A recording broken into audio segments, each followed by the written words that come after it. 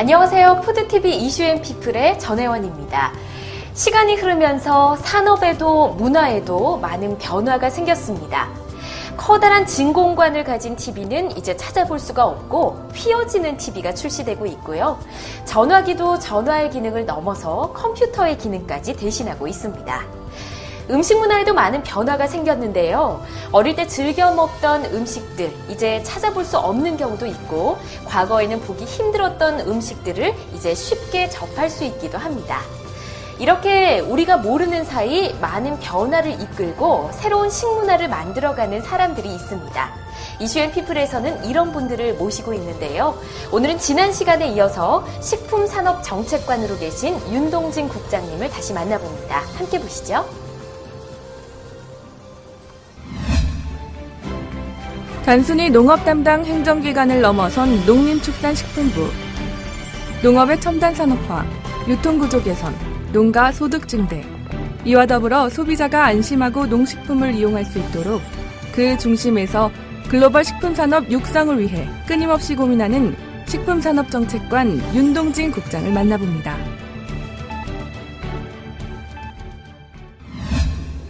네, 오늘 이슈앤피플에서는 지난 시간에 이어 식품산업정책관으로 계신 윤동진 국장님 모셨습니다. 안녕하세요. 네, 안녕하세요.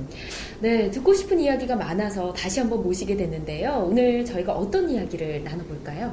지난번에는 정책과 관련된 얘기를 많이 드렸었는데요. 이제는 그 정책에 흐르는 어떤 맥락이라든가 배경들, 그 다음에 좀 여러분들이 좀 생활 속에서 같이 고민해 주실 부분들, 이런 것들 중심으로 좀 편한 이야기를 했으면 좋겠습니다. 네, 알겠습니다.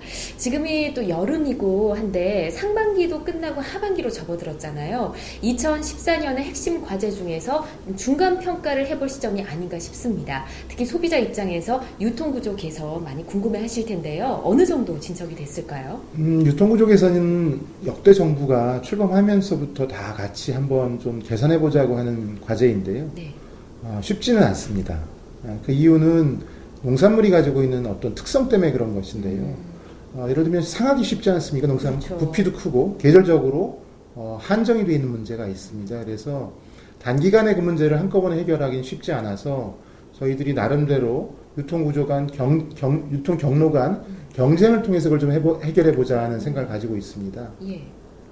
사실 유통구조의 문제라는 것들은 유통의 효율이 떨어진다는 것, 그 다음에 가격이 많이 올랐다가 또 떨어졌다는 걸 반복한다는 것, 그리고 산지와 소비지 간의 가격이 서로 좀 연동이 잘 안 되는 이런 문제가 있습니다. 네. 농가 입장에서 보면 토마토를 재배해서 첨가물 같은 경우는 그 다음에 어디에 파느냐 하는 문제거든요. 예를 들면 한 50% 정도는 전국에 있는 공용도매 시장으로 갑니다. 그리고 한 30% 정도는 우리가 익히 알고 있는 대형 유통업체라든가 예. 어떤 그 다른 경로를 통해서 가고 있고요. 또 농협을 통해서 개통출하는 부분도 한 2, 3% 정도 됩니다. 또 요새는 농가에 직접 소비자들한테 인터넷이라든가 전화라든가 이런 회원자라든가 이런 걸 파는 경우도 있고 그것도 한 5% 내외에 있다고 저는 판단하고 있습니다. 그래서 네. 어떤 것이 더 좋은 방법이냐 하는 것들은 획일적으로 말할 수는 없고요. 경쟁을 통해서 그런 것들이 가장 효율적으로 소비자가 선택할 수 있는 것들이 좀 클 수 있게끔 이런 것들을 해주자는 겁니다. 저희가 봤을 때 특히 도매시장 같은 경우는 정부가 하는 역할이 큽니다. 네. 법으로 규제도 하고 있고요. 그래서 올 초에는 그와 관련된 법들을 좀 개정을 했습니다. 그래서 규제 완화를 통해서 조금 어려운 얘기가 될 수 있습니다만 정가 수입 매매라는 부분을 좀 키운다라든가 그동안의 도매시장은 가져와서 경매를 보고 그때그때 가격을 정하는 방식이었거든요. 정가 수입 매매가 되면 그거는 이미 물건이 올라올 때 가격이 정해져 있습니다. 시장에 가격을 정하는 것이 아니고 이 물건이 어디로 갈지도 정해져 있는 것이죠. 이제 그런 방식으로 하겠다는 것이고 직거래 부분이 특히 이제 중요한데요. 스마트폰도 다 갖고 계시잖아요. 네. 이런 그 직거래를 통해서 소비자와 생산자가 직접 만날 수 있는 부분들은 굉장히 많이 늘고 있습니다. 그리고 저희도 가장 큰 정책 효과가 이번 정부에 날 수 있다고 생각을 하고 있습니다. 아무쪼록 소비자들이 만족할 만한 여러 유통 구조 개선 부분이 나왔으면 좋겠습니다. 자, 우리나라의 농식품 수출의 경우를 한번 얘기를 나눠보고 싶은데요. 이런 지적이 있습니다. 중국이나 일본에 편향돼 있다. 가격 경쟁력이 없다. 이런 얘기가 있거든요. 우리의 농식품 수출 시장 가능성, 확장 가능성이 있을까요? 농식품 수출은 많이 늘고 있습니다. 네. 많이 늘고 있는데 전에부터 보면 우리 경제가 대부분 이제 대외 지향적인 경제를 하고 있고 그래서 전체 수출에 차지하는 비중은 그럼에도 불구하고 1% 내외예요. 네. 그렇기 때문에 작년 같은 경우에 한 58억 불 정도 수출했거든요. 우리나라 전체가 한 5,600억 불을 수출하는 상황에서 그 정도 한 겁니다. 네. 금액으로는 별 볼 일 없다고 판단하실 수도 있는데 네. 그것이 가진 의미는 굉장히 큽니다. 예를 들면 제가 아까도 말씀드린 것처럼 농산물은 수출하기가 진짜 힘든 겁니다. 생물에 가깝죠. 네. 생물을 가까운 걸 수출하는 경우에는 여러 가지 비용도 많이 들고 위험이 큽니다. 다만 수출했을 때 가지는 의미, 그 성과는 더 크죠. 아까 말씀드린 대로 문화의 의미가 있기 때문에 네. 상품 이상의 것이 있고 또 한 가지는 이 농산물의 경우에는 우리가 중국에서 수출할 수 있는 품목이 사실상 거의 없습니다. 인삼이라든가 버섯을 제외하면 네. 신선 농산물은 수출할 게 거의 없고 그렇기 때문에 가공식품을 만들어야 되고 가공식품을 가지고 중국인들의 입맛에 맞게 만들어서 포장해서 수출해야 되는 문제가 있죠. 그래서 단기적으로 급속하게 늘기는 어렵지만 꾸준히 지속적으로 관심을 가지고 늘려야 되는 것이고 중국하고 일본 시장에 지금 편중이 돼 있다는 이야기는 중국은 사실은 중국보다 홍콩하고 대만을 포함한 중화권 시장으로 저희가 보고 있거든요. 네. 현재 한 4분의 1 정도, 전체 농식품 수출 4분의 1 정도가 이제 나가고 있고, 일본은 전통적으로 일본에 많이 치우쳤는데, 그나마 이제 중국이 그 사이에서, 좀 다양화시키고 있고요. 저희가 생각하기에는 앞으로 동남아라든가 또는 할랄 푸드를 즐겨 찾는 아랍권, 이쪽으로 많이 수출을 늘릴 생각을 가지고 있습니다. 아무쪼록 우리나라의 우수한 농식품들이 해외에 많이 진출했으면 좋겠다는 생각이 듭니다.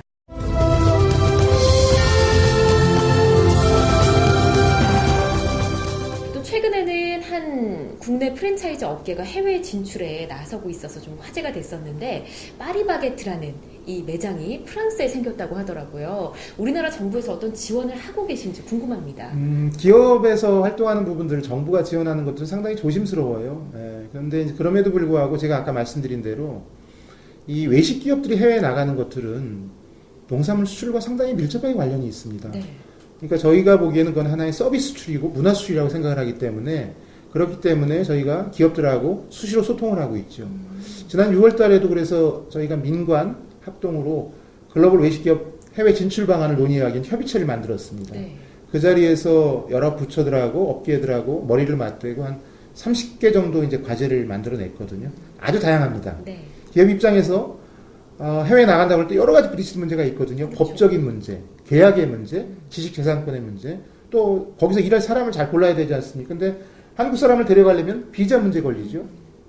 또 거기 현지에 있는 로컬 스텝을 국내에 들여와서 교육을 시키고 하려면 그 부분도 또 여러 가지 뭐 비자 문제라든가 체류에 대한 문제가 있습니다. 그래서 네. 저희가 가장 신경 쓰는 부분은 우선은 기업들이 갖고 있는 애로들, 현장에 가서 할 수 있는 그런 애로사항들을 어떻게 하면 당장 또는 중장기적으로 해결할 방안들을 같이 찾아주는 것이고요.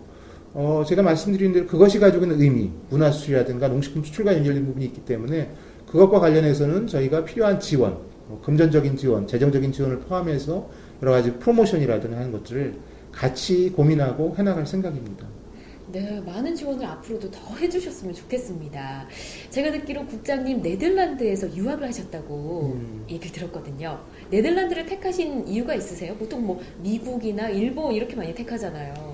그렇죠. 네. 근데 저는 이제 우리나라가 큰 나라는 아니거든요. 특히 농업적으로 보면 산이 워낙 많아서 네. 큰 나라가 아니고 또 여러 가지로 어려움이 많습니다. 고령화 문제라든가. 그래서 이렇게 작은 나라이면서 어떻게 농업을 발전시킨 케이스를 좀 찾아보자는 생각에서 택한 것이고요. 네. 전 세계적으로 보면 미국이나 호주처럼 이런 신대륙 모델이 있고요.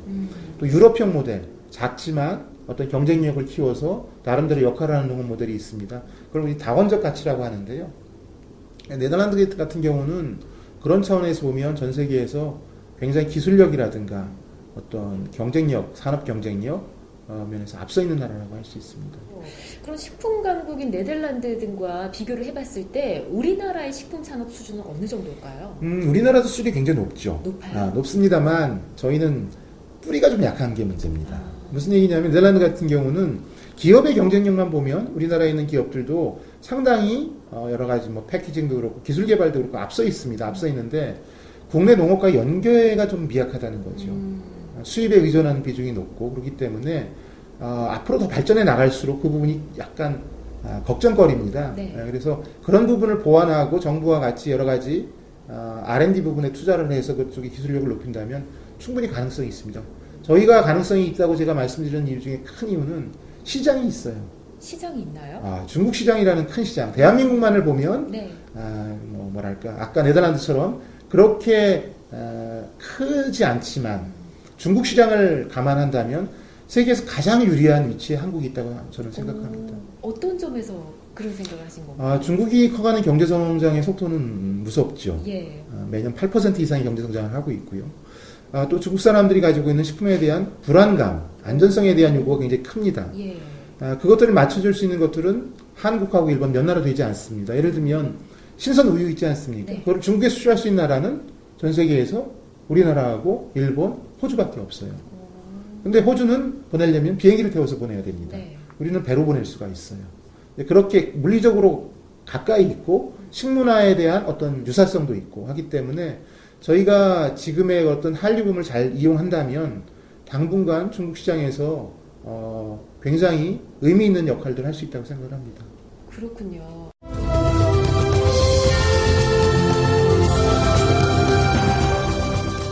지난 시간에 또 국내 농산물 수요를 늘리기 위해서 여러 가지 방안들을 말씀을 해주셨거든요. 만약에 국산 가공식품의 그 재료를 우리 농산물로 대체를 한다면 이 수요 증가에 좀 도움이 될까요? 큰 도움이 되죠. 큰 도움이 되나요? 그러니까 저희가 조사를 해보니까 지금 이제 국내 생산된 농산물을 2011년 기준으로 한 51조 원이라고 저희가 보고 있거든요. 네. 그 중에서 절반 정도는 우리 가게에서 주부들이 사다가 이제 직접 소비를 하는 것이고요. 네. 나머지 절반 정도는 식품의 원자재로 들어가든가 아니면 아까 말씀드린 대로 외식 업체에서 사용을 합니다. 네. 또 일부는 수출하죠.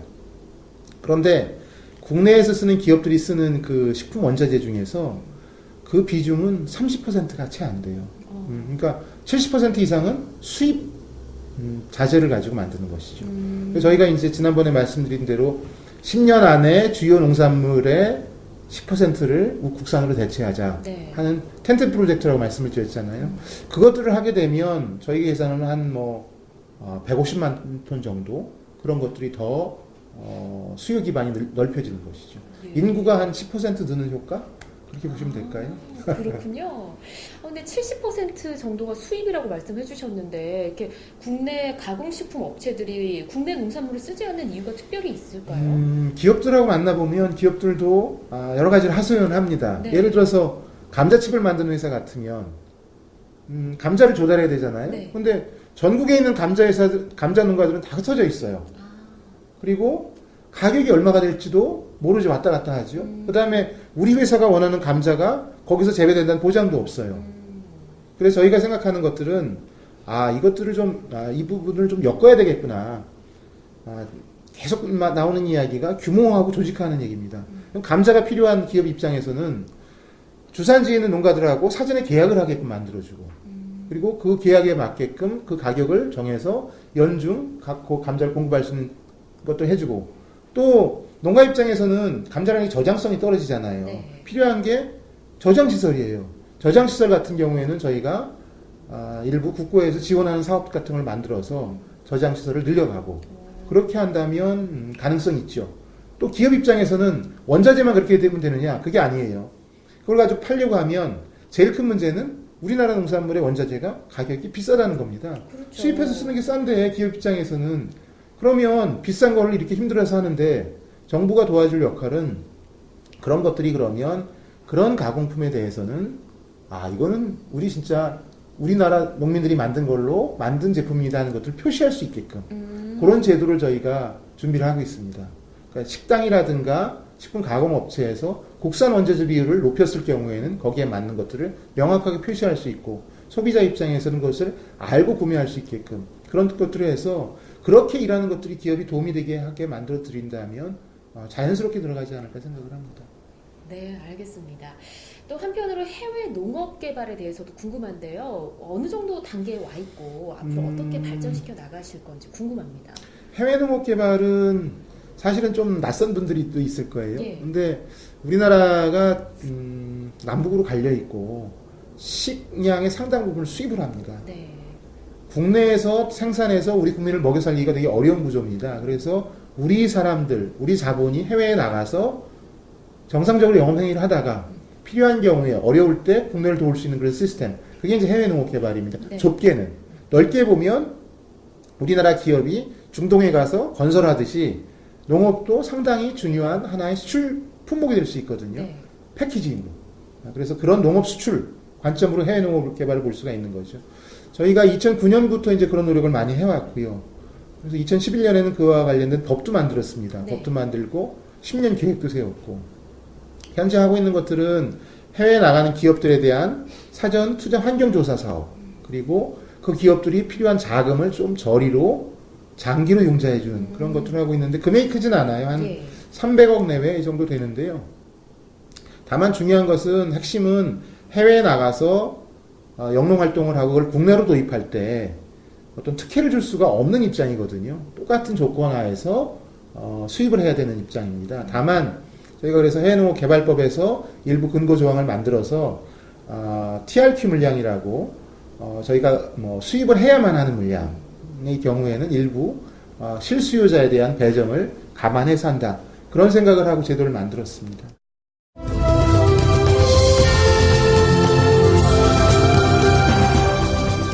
우리나라 국민들 대부분이 이렇게 뭐 맛있는 것을 먹고 싶을 때 블로그나 인터넷 이렇게 검색을 하잖아요. 근데 프랑스 같은 경우는 미슐랭 가이드라든지 이런 종합 평가 시스템 네. 같은 게 있는데 우리나라도 이런 제도를 도입한다는 얘기를 들었습니다. 그렇죠. 저희가 그 신식품 정책 발표할 때 그런 내용을 포함을 시켜서 한국형 미슐랭 가이드라는 표현을 썼습니다. 네. 관심들이 많으시더라고요. 지난번에 미식가들 의견도 그렇고 저희도 보기에는 단순히 그 시스템이 중요한 게 아니다는 생각을 갖고 있는 거죠. 시스템은 우리가 같이 만들어간다는 의미가 있습니다. 네. 그래서 그걸 가지고 발전시키는 것이 의미가 있고 또 우리 당대의 문제만이 아니라 우리 후대 또 그 후대까지도 음식의 문제, 문화의 문제는 계속될 것이기 때문에 필요하다고 해서 그것들을 그대로 수입을 해서 적용하는 것들은 한계가 있다고 보는 거죠. 그렇군요. 그래도 뭐 지금까지 뭐 이제 시스템 만드신다고 하셨지만 지금까지 나름의 음식점을 평가하는 기준들이 있어 왔을 거거든요. 이 기준들은 어땠고 또 새로 만드시려는 방식과 어떤 다른 점이 있을까요? 있었죠. 네. 있었는데 그게 예를 들면 지자체가 특히 많이 했고요. 지자체라든가 어떤 특정 부처의 특정한 목적을 가지고 지정을 하죠. 무슨 음식점. 그리고 나서 사후 관리가 잘 안 되는 측면이 있는 겁니다. 그렇기 때문에 선정은 해놓고 사후가 잘 안 되고 선정한 것도 시간이 가면 이게 뭐 낡아진다고 할까요? 네. 계속 업데이트가 돼야 되는데 그게 잘 안 된 것이고요. 저희가 하려는 거는 그거하고 조금 성격은 다릅니다. 네. 다르다는 건 뭐냐면 제가 아까도 말씀드렸지만 가장 중요한 거는 정부에 살 일에 가장 중요한 거는 차별화를 시키는 겁니다. 차별화를 시키는 거고 고급화를 시키는 것인데요. 그것들을 돈을 가지고 하는 건 제일 쉬운 방법이지만 지속 가능하지 않고요.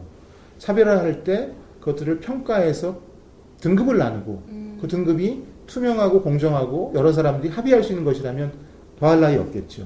자, 이 편의상 한국판 미슐랭 가이드라고 하자면 이런 평가 시스템이 도입되면 어떤 기대 효과가 있을까요?